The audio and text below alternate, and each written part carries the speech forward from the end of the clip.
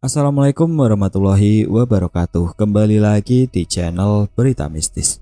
Untuk kisah kali ini masih melanjutkan dari kisah yang sebelumnya, yaitu sebuah kisah yang diambil dari Kaskus dari tulisannya Mak Gendis, yaitu sebuah kisah yang berjudul Gendis. Sebelum kita masuk ke ceritanya, tekan dulu tombol like video ini dan jangan lupa tekan juga tombol subscribe channel ini dan nyalakan juga lonceng notifikasinya agar tidak ketinggalan cerita-cerita baru dari channel ini. Dan bagi teman-teman yang ingin membaca langsung ceritanya, nanti silahkan saja kunjungi linknya yang nanti akan saya sertakan di kolom deskripsi. Dan seperti apa untuk kelanjutan kisah ini? Langsung saja kita simak berikut ini.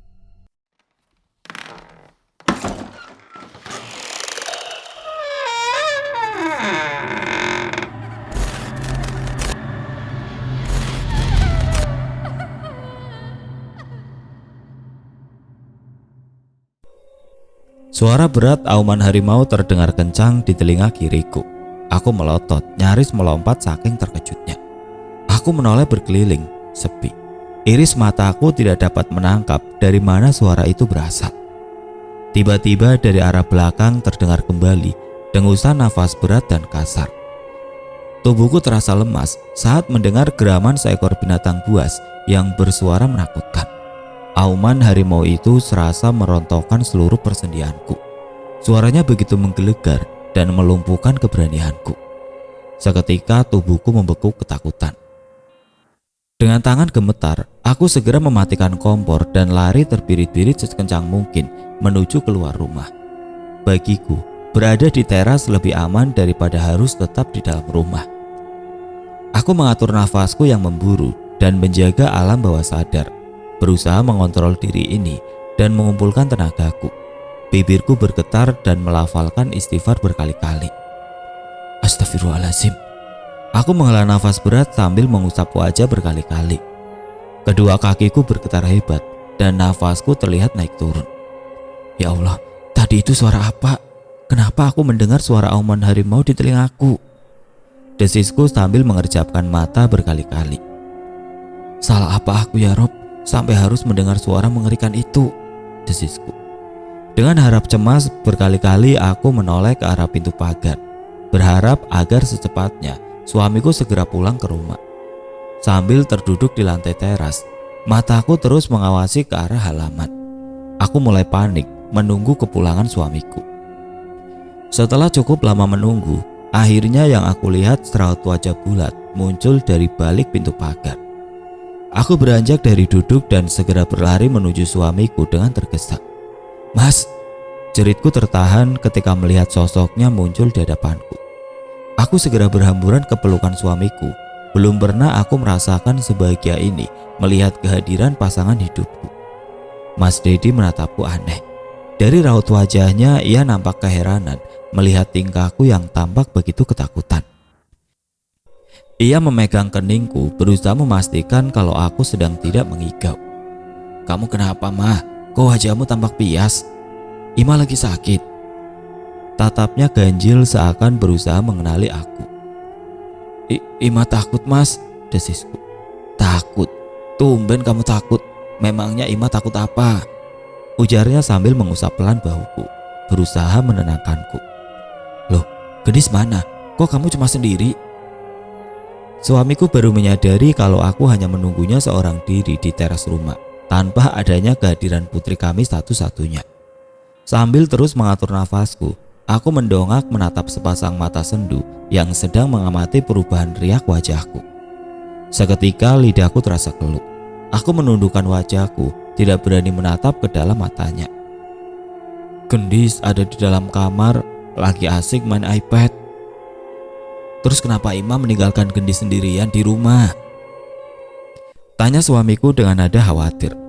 Insya Allah Gendis aman mas, dia lagi anteng kok main di kamar, jawabku dengan bibir bergetar. Kamu kenapa kelihatan begitu gelisah dan cemas begini? Tanyanya dengan suara tertahan. Aku menarik nafas panjang, menenangkan debaran takut yang masih menderaku. Itu mas, tadi pas Ima sedang masak di dapur, tiba-tiba Ima mendengar suara auman harimau di telinga Ima. Jawabku sambil beringsut ketakutan dan semakin mempererat pelukan ke suamiku. Auman harimau. Apa Ima yakin kalau itu suara geraman harimau? Suamiku berusaha memastikan ucapanku. Iya mas, Ima benar-benar yakin itu suara harimau. Karena Ima mendengar suara aumannya itu sebanyak 2 kali. Makanya Ima tadi langsung lari ke teras dan menunggu mas di sini. Sejenak suamiku terdiam, berusaha mencerna setiap kata-kata yang aku ucapkan. Malam ini, mas jangan ikut pengajian bapak-bapak dulu ya. Tolong temani Ima di rumah. Ima masih takut mas. Tuturku sambil menghela nafas pelan. Suamiku mengusap bahuku dengan lembut. Mas Dedi, ayo kita ke pengajian di rumah Pak Ishak. Panggil tetanggaku di balik pintu pagar. Suamiku menengok ke arah jalanan, berusaha melihat siapa yang tengah menegurku. Sebentar ya mah, itu ada Pak Rido. Mas mau berbicara dengan beliau sebentar. Suamiku melangkah keluar halaman. Ia tampak bercakap-cakap dengan tetanggaku. Sepertinya ia sedang menjelaskan ke temannya kalau malam ini ia tidak bisa mengikuti pengajian rutin yang biasa diadakan di komplek perumahanku. Samar-samar aku dengar ayah Rido bertanya pada suamiku. Istri sampean kena gangguan lagi kah dari makhluk halus yang menempati rumah sampean? Namun aku tidak dapat mendengar jawaban suamiku. Yang bisa kulihat, suamiku tampak menjelaskan sesuatu dengan raut wajah serius. Tidak lama kemudian suamiku pamit dan memasuki pelataran rumah. Sudah mah, mas sudah pamit sama Pak Rido. Kalau malam ini mas tidak ikut pengajian bapak-bapak dulu. Biar mas di rumah menemani Ima dan Gendis. Tatapnya teduh.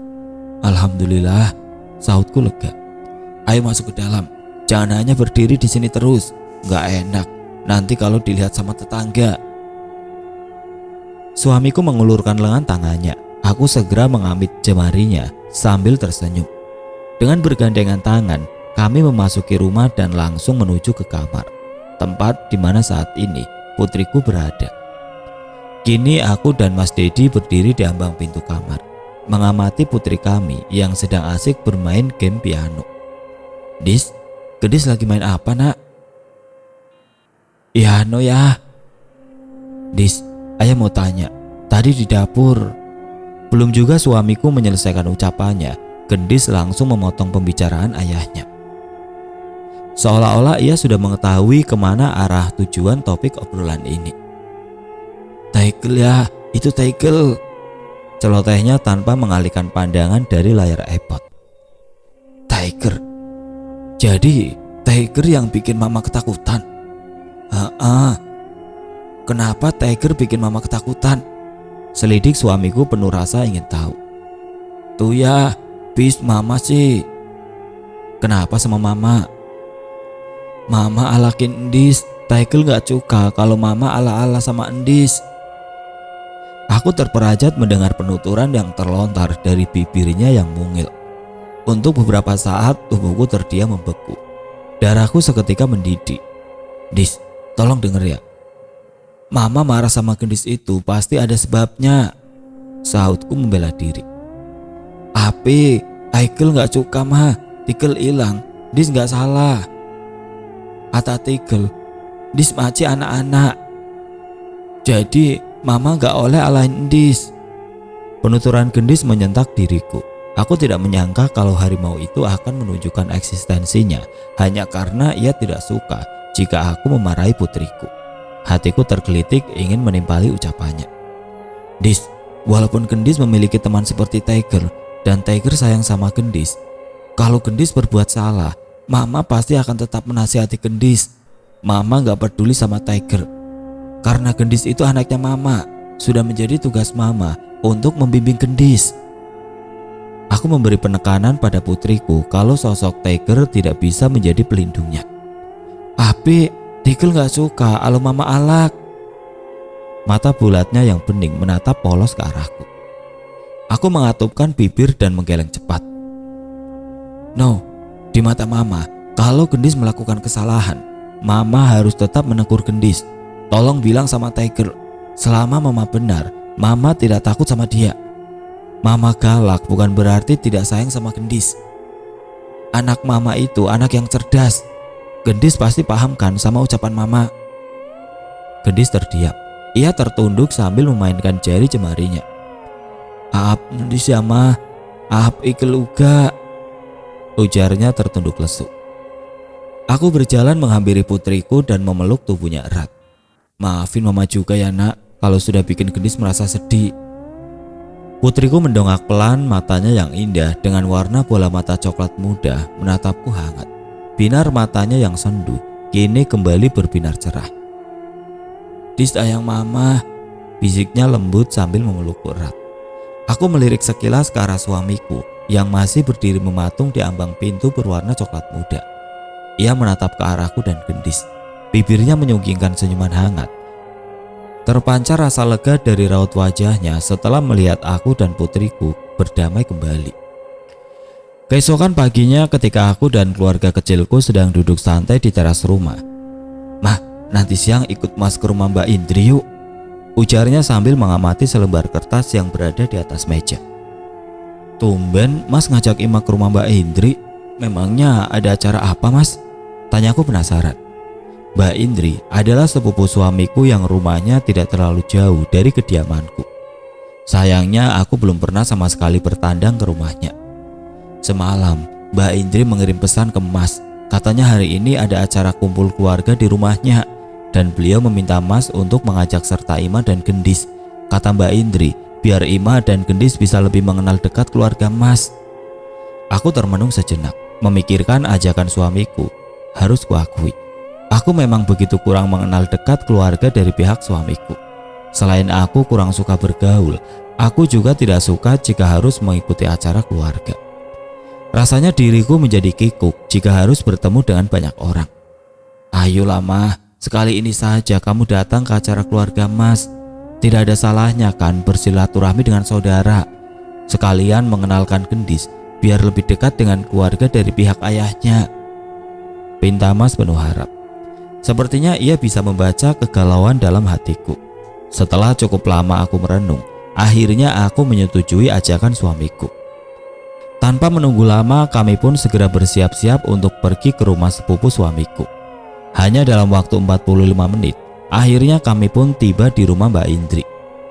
Halaman parkir rumahnya masih terlihat sepi. Hanya ada kendaraan suamiku yang terparkir di sana. Aku berdecak kagum mengamati rumah Mbak Indri.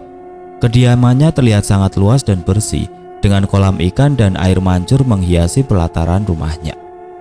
Putriku tertawa girang melihat ke arah kolam ikan. Dengan tidak sabaran, ia segera berlari ingin menceburkan diri masuk ke dalam kolam ikan. Untung suamiku dengan sigap segera menangkap tubuh Gendis dan menggendongnya.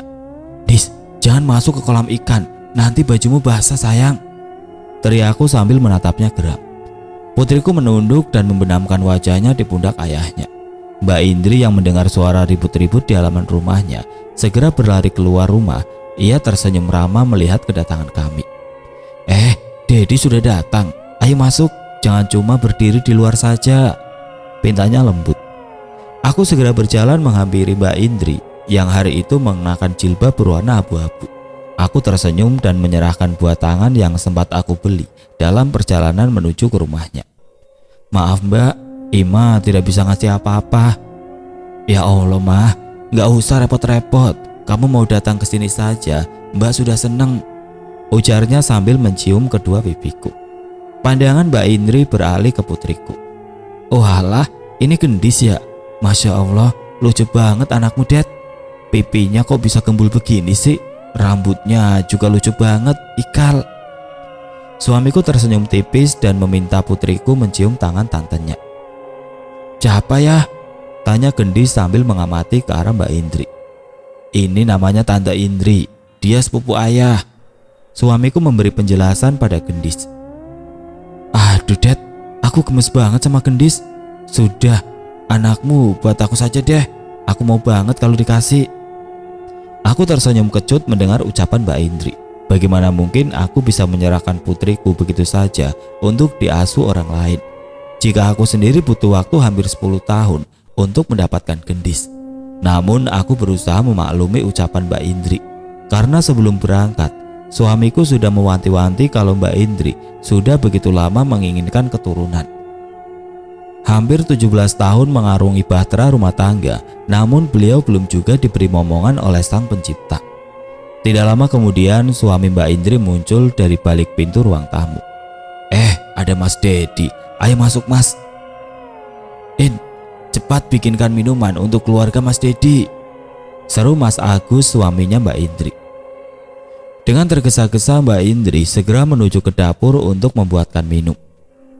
Kaki pun melangkah memasuki rumahnya yang bertipe modern.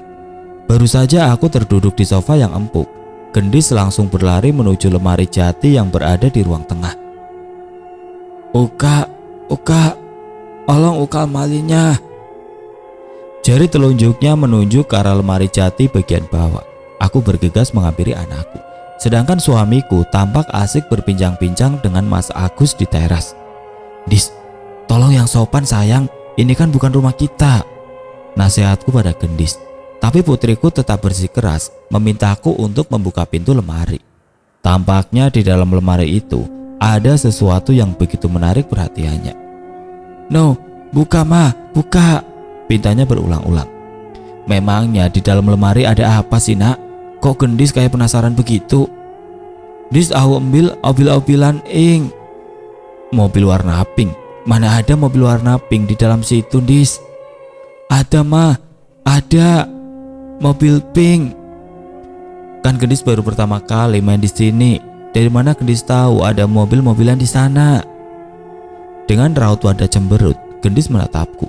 Ia menunjuk ke kepalanya. Di sini mah, Dis lihat di sini. Tunjuknya ke kepala. Dari arah dapur muncul Mbak Indri yang membawakan minuman dalam wadah nampan. Setelah ia menatanya di meja ruang tamu, Mbak Indri berjalan menghampiriku. Tante Indri dengar kalau Gendis berteriak-teriak minta sesuatu. Memangnya Gendis mau apa sih? Ini Mbak, Gendis bilang di dalam lemari Mbak ada mobil warna pink. Mbak Indri mengernyitkan keningnya. Masa sih? Coba sini tante bukain lemarinya, jawabnya dengan sabar. Mbak Indri membuka daun pintu lemari jati perlahan. Aku tersentak kebingungan. Dengan jelas, kulihat di rak paling bawah terdapat mainan mobil-mobilan berwarna merah jambu, persis seperti yang diucapkan putriku. Bagaimana mungkin? Gendis kan baru pertama kali diajak ke rumah Mbak Indri. Tapi kok dia bisa tahu kalau di dalam lemari ini ada mainan mobil-mobilan berwarna merah jambu? Desisku. Kuperhatikan raut wajah Mbak Indri juga terlihat sama bingungnya seperti aku. Kok Gendis bisa tahu di dalam lemari sini ada mainannya? Tanyanya dengan raut wajah seolah tidak percaya. Putriku tersenyum sambil mengambil dan memeluk mobil berwarna pink. Au ong, ujarnya sambil berlari menuju ke ayahnya. Ya, Dis apet mobil-mobilan lucu, bekiknya kegirangan. Aku memaksakan diri untuk tersenyum, berusaha menutupi rasa panikku karena keluarganya Mas tidak ada yang mengetahui kalau putriku berbeda. Setelah suasana yang cukup canggung, aku dan Mbak Indri segera kembali ke ruang tamu. Aku masih heran loh Mah, kok Gendis bisa tahu ya kalau di dalam lemari ada mobil warna pink? Sama Mbak Ima juga heran. Tahu dari mana ya dia? Asli, Mbak gak habis pikir. Tukasnya cepat. Aku terdiam berusaha memikirkan jawaban yang masuk akal. Baru saja aku ingin membuka mulutku, tiba-tiba Gendis kembali berlari menghampiriku. Ia menarik tubuhku dan berbisik pelan. Mama, di atas ada ainan anyak. Dis, au angin oleh enggak? Pintanya penuh harap. Aku tercengang mendengar permintaan putriku. Gendis tahu dari mana di atas banyak mainan? Bisikku pelan. Namun putriku tidak mau menjawab pertanyaanku. Aku menatap matanya berusaha meminta penjelasan dan putriku balik menatapku lebih dalam lagi. Ada apa Mbak Ima? Gendis mau apa lagi? Tanya Mbak Indri sekaligus memecah pikiranku yang sedang bingung. Ini Mbak, Gendis barusan bilang ke Ima kalau di atas banyak mainan dan dia minta izin boleh tidak main di sana. Aku berdehem berusaha menghilangkan rasa gugup. Mataku menangkap kalau Mbak Indri menghela nafas sambil menatap lekat-lekat wajah putriku. Aku merasa kalau Mbak Indri sedang berusaha menutupi rasa terkejutnya. Sebisa mungkin ia memasang wajah biasa saja di hadapanku. "Kok Gendis bisa tahu lagi ya?" tanyanya dengan raut wajah terkejut bukan main. "Maksudnya Mbak gimana ya?" pancingku. Itu Mbak Ima. Di lantai atas memang sengaja aku sediakan tempat khusus bermain buat keponakan yang datang ke rumah, biar mereka anteng dan betah," gumam Mbak Indri sambil menatap takjub ke wajah putriku. Aku bisa membaca dengan jelas jika hatinya sedang bertanya-tanya tentang perilaku Gendis. "Gendis mau main ke atas?" tanya Mbak Indri. Putriku mengangguk pelan. Udah." Mbak Indri mengangkat tubuhnya dari sofa dan berjalan ke arah Gendis. Mbak Indri memamerkan deretan giginya yang putih dan rapi. Ia tersenyum ramah. "Ayo, kalau Gendis mau main di atas, Tante temenin ya, biar Mama Gendis menunggu di sini dulu. Gak apa-apa kan Mbak kalau saya ajak Gendis ke atas?" Ia menatap ke arahku meminta persetujuan untuk mengajak putriku bermain. Aku tersenyum bertanda setuju. Kemudian Mbak Indri mengulurkan tangannya dan meraih jemari putriku. Dengan antusias ia mengajak anakku ke arah tangga menuju ke lantai atas. Aku menolehkan wajah sekilas ke arah mereka. "Kalau main yang sopan ya nak, jangan berantakin rumah Tante Indri," bagiku pelan. Namun putriku tidak mengindahkan teriakanku. Ia tampak begitu bersemangat menapaki tangga demi tangga. Sesekali terdengar gelak tawa mereka. Aku menghela nafas dan menyenderkan tubuhku di sofa yang empuk. Memejamkan mata barang sejenak. Dri, ini Desi sama anak-anaknya sudah datang," teriak Mas Agus, suaminya Mbak Indri, dari balik ambang pintu ruang tamu. Aku terperajat kaget dan segera membuka mata. Aku mengerjapkan kelopak mata beberapa kali untuk menghilangkan rasa kantuk yang begitu mendera, berusaha untuk tetap terjaga. "Assalamualaikum," terdengar suara lembut wanita mengucapkan salam. Pandanganku bergerak ke arah suara tersebut. Di ambang pintu berwarna putih tulang, kulihat seraut paras wajah yang sangat cantik. Wanita berkulit putih dengan jilbab berwarna biru laut sedang berdiri di sana. Di sampingnya berdiri dua anak kecil, laki-laki dan perempuan, yang kutaksir usianya tidak jauh berbeda dengan putriku. Aku tersenyum kikuk menatap matanya yang tajam namun teduh. "Ini pasti Mbak Ima, istrinya Mas Dedi ya?" ujarnya sambil berjalan ke arahku dan mengulurkan tangannya mengajakku untuk berjabat tangan.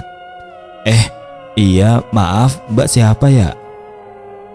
jawabku sambil membalas uluran tangannya yang terasa dingin. "Saya Desi, adiknya Mas Agus." Aku memasang tampang kebingungan. "Oh, adiknya Mas Agus," jawabku sambil tersenyum. Mbak Desi dan kedua anaknya berjalan menuju ke ruang makan. Ia tampak celingukan, matanya menatap berkeliling ruangan. Ia nampak seperti mencari sesuatu. "Mbak Imah," suaranya terdengar begitu lirih, hampir tidak terdengar. Mataku bergerak melihat ke arahnya. "Mbak Desi manggil saya?" "Iya," angguknya lemah. "Ada apa ya Mbak?" "Mbak Indri di mana ya?" tanyanya canggung.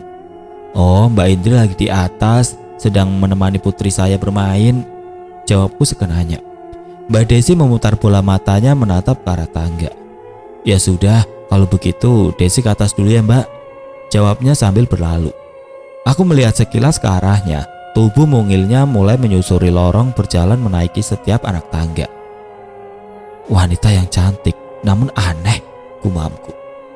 Tidak lama kemudian sayup-sayup terdengar suara derap langkah kaki yang cukup berisik sedang menuruni anak tangga. Mama, pakai Gendis." Aku melirik ke arah datangnya suara. Kulihat Gendis berlari ke arahku dengan senyumnya yang ceria. Rambutnya yang tergerai dan berombak tampak terombang-ambing karena tiupan hembusan angin. Mama, di atas, ayah toy, di sepi." Dengan nafas ngos-ngosan, mata bulatnya menatapku dengan binar bahagia. Wajahnya tampak begitu riang. Anakku seperti baru saja menemukan timbunan harta karun di sebuah pulau yang isinya berupa mainan. "Alhamdulillah kalau Gendis senang," jawabku sambil mengelus rambut ikalnya yang memanjang hingga bahu. "Dis, Habis main olah, yur. Tangannya memperagakan sedang memegang gayung. Wah, jadi Ndis tadi di atas habis main mandi bola.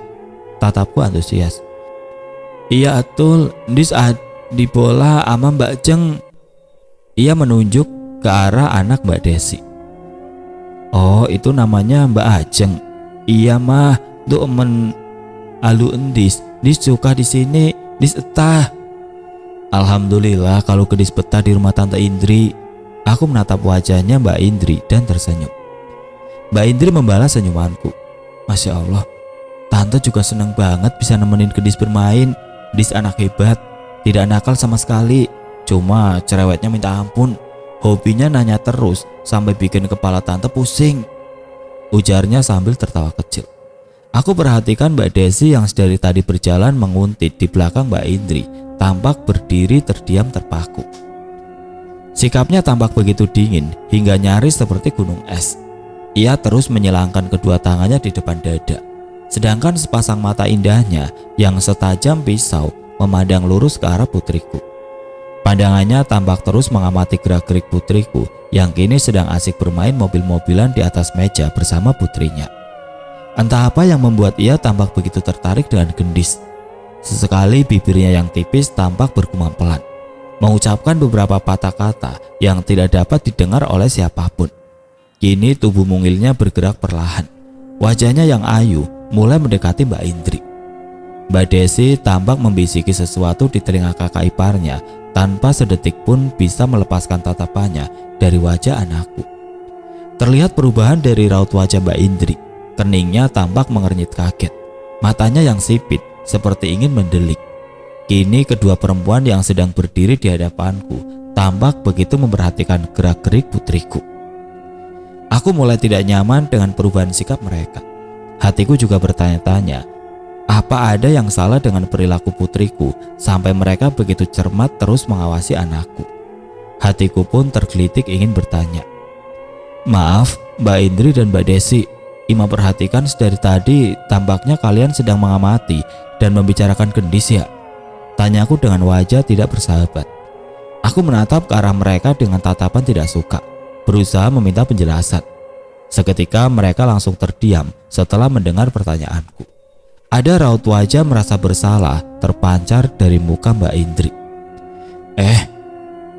Bukannya begitu mah, jawab Mbak Indri dengan suara terbata-bata. Terus kenapa dari tadi Ima perhatikan kalian tampak mengamati gendis? Apa tadi pas gendis main di atas ia membuat masalah? Ketusku. Aduh, aku bingung. Ini bagaimana ya cara menjelaskannya? Mbak Indri menggaruk pucuk kepalanya. Ia tampak begitu salah tingkah. Mungkin ia tidak berpikir jika aku berani sefrontal ini berbicara di hadapannya. Kulihat Mbak Desi tetap berdiri dengan tenang, seolah-olah tidak terintimidasi sedikit pun oleh kata-kataku. Dengan santainya ia terus saja mengamati putriku yang kini sedang berlari-larian bersama Ajem.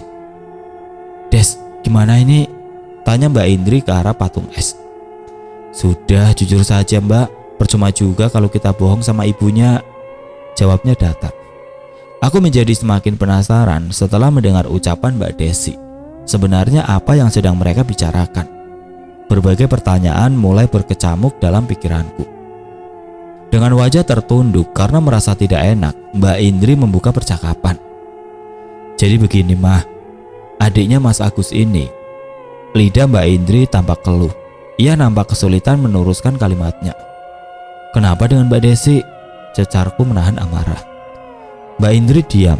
Ia meremas-remas ujung bajunya, berusaha mencari jawaban yang pas. Desi itu... Sudah Mbak, gak usah bertele-tele, sahut Mbak Desi gusar. Aku indigo, sama seperti putrinya Mbak Ima, jawabnya enteng tanpa tedeng aling-aling. Bagai tersengat aliran listrik, aku begitu terkejut mendengar pengakuannya. Aku menatap dalam wajah Mbak Desi yang tampak datar, seolah-olah pengakuannya itu tidak berarti apa-apa baginya. Kok Mbak Desi bisa tahu kalau gendis indigo? Tatapku aneh. Mbak Desi tersenyum tipis. Ia seperti mencibir diriku. Sedetik kemudian ia menghela nafas panjang seraya matanya yang bulat terus mengikuti ke arah mana putriku berlari. Ya tahulah, dari awal aku melihat gendis. Aku melihat ada sosok perempuan yang selalu mengikuti kemanapun anak Mbak Ima pergi. Kali ini giliran aku yang dibuat tercengang. Aku hanya bisa melongo mendengar jawabannya. Jadi Mbak Desi bisa melihat mereka juga? Heeh, jawabnya singkat. Mbak Desi indigo dari lahir kah? Tanyaku ingin tahu lebih jauh lagi. Aku benar-benar tidak menyangka jika wanita yang kuanggap aneh ini ternyata sama seperti anakku. Bisa melihat makhluk tidak kasat mata dari dunia lain. Aku nggak tahu aku ini indigo dari lahir atau tidak. Yang aku tahu, aku bisa melihat mereka karena keturunan dari bapak. Enak ya jadi gendis, gumamnya Leri. Kedua alisku bertaut. Maksud dari ucapan Mbak apa ya?